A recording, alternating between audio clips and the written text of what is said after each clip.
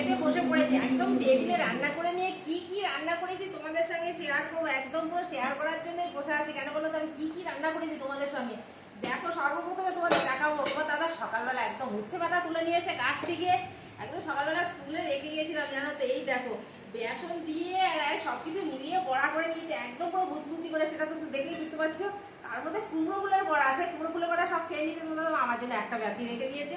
একটাই চলবে, ঠিক আছে, কোনো ব্যাপার নেই। আর কি রান্না করেছি সেটা তো তোমাদের সঙ্গে বলবো। কাঁচা লঙ্কা দিয়ে মূলোর ঝোল করেছি, আলু দিয়ে, কাটা পোনা দিয়ে। দেখলে তোমরা বুঝতেই পারবে। এই দেখো, কে কে খেতে ভালোবাসো আমাকে কিন্তু নিশ্চয়ই বলবে দিদি মূলোর তরকারি আমরা খেতে খুব ভালোবাসি।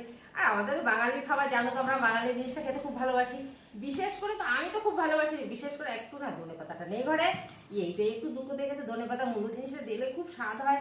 আর আজকে আমার দুপুরবেলা রান্নার ভিডিওটা কেমন হয়েছে, আমার মেনুটা একবার দেখে নাও, চোখ লাগিয়ে দেখবে কিন্তু, ভুল করবে না দেখতে কিন্তু আমার ভিডিওটা, ঠিক আছে? তাহলে এই পর্যন্ত থাক, তাহলে আমি খাওয়াটা শুরু করে দিই।